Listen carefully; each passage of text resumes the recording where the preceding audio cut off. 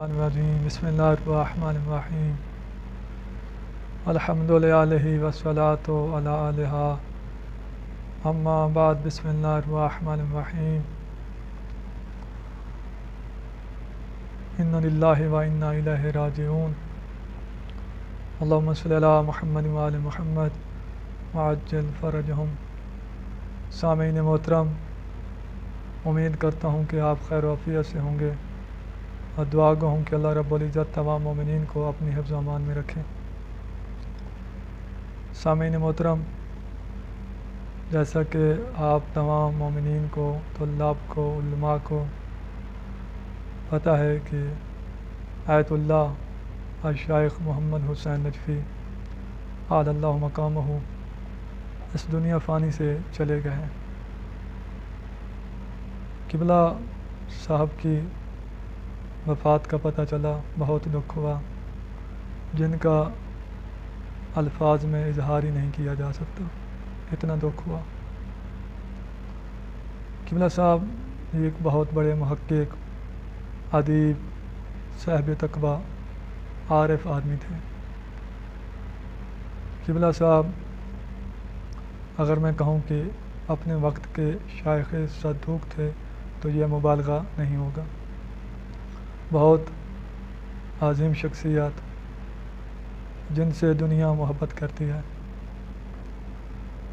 بعض نادان اور جاہل لوگوں نے قبلہ صاحب کی زندگی میں قبلہ صاحب کو بہت زیادہ گالیاں گلوچ دی اور ان کے خلاف بہت زیادہ بکا، مگر قبلہ صاحب اپنے شفیق باپ کی طرح، جیسے شفیق باپ ہوتا ہے، باپ کی طرح اپنی قوم کو معاف کر دیتے تھے اور درگزر کرتے تھے، کبھی کسی نادان کا جواب نہیں دیا۔ قبلہ صاحب نے بہت ساری خدمات دیں۔ ہمارے علاقے میں کافی اہل سنت کو میں نے دیکھا جو قبلہ صاحب کی کتب پڑھ کر یا ان کی تقریریں سن کر وہ شیعہ ہوئے، اور شیعوں کو بھی قبلہ صاحب نے حقیقی نظریات، عقائد جو قرآن اور حدیث سے ملتے ہیں وہ پیش کیے۔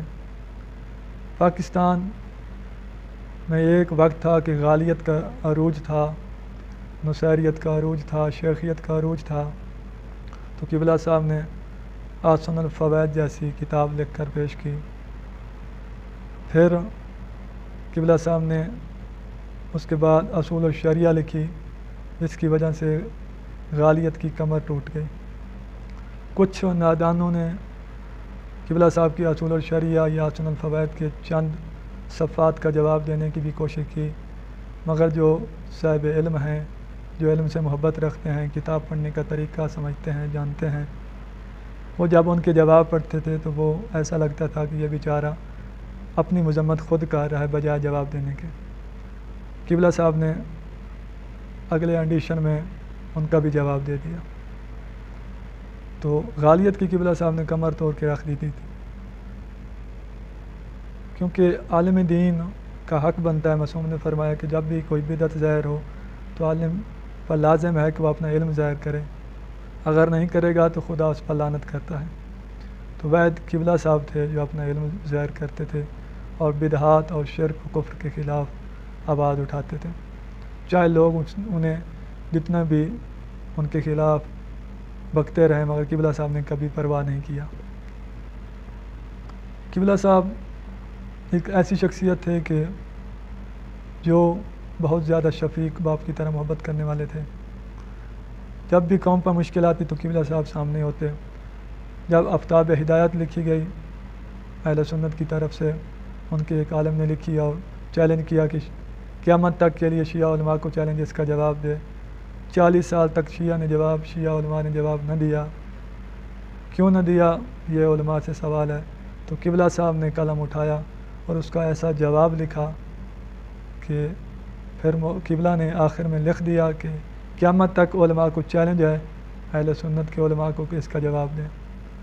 سب اہل سنت کے علماء کو سانپ سونگ گیا، آج تک کوئی جواب نہ دے سکا اور نہ ہی کوئی دے سکے گا۔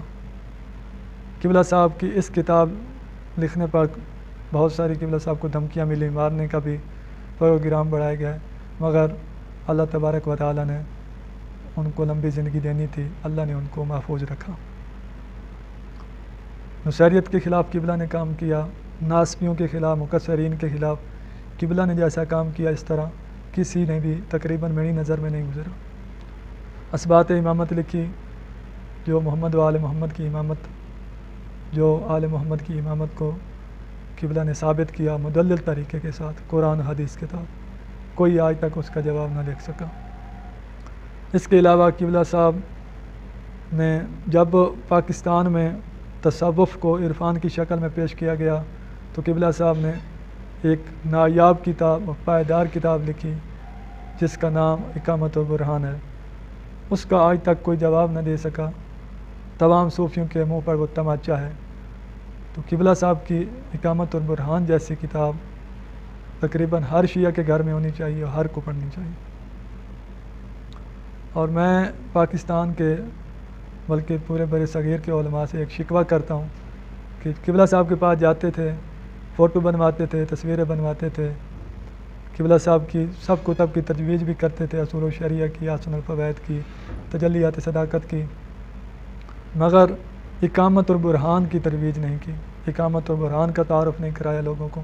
اقامت البرہان کیوں قبلہ نے لکھی نہیں بتایا گیا، اقامت البرہان کی عظمت نہیں بتائی گئی، حالانکہ علماء کو چاہیے تھا کہ اقامت البرہان بہت اہم موضوع پر لکھی گئی، کیونکہ جو غالیت ہے وہ اللہ تبارک و تعالیٰ کی افعال میں شرک کرتے ہیں، یعنی اس کی صفات میں شریک ٹھہراتے ہیں، مگر جو صوفی ہیں وہ اللہ کی ذات میں شرک کرتے ہیں، اللہ کی ذات میں شریک ٹھہراتے ہیں۔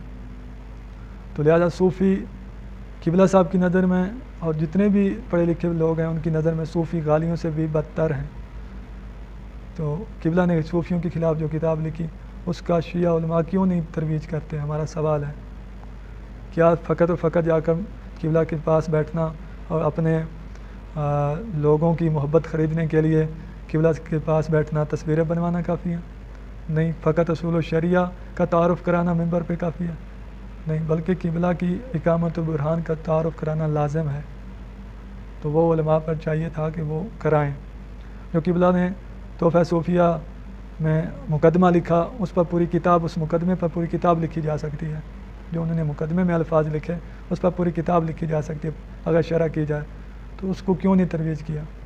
یہ علماء سے ہمارا سوال ہے۔ قبلہ صاحب کی تقریباً 40 کے لگ بھگ کتب ہیں جو قبلہ صاحب نے ایک مدلل کتب لکھی ہیں، بہت پائیدار کتب لکھی ہیں جن کا جواب کوئی مائی کلال دے نہیں سکتا۔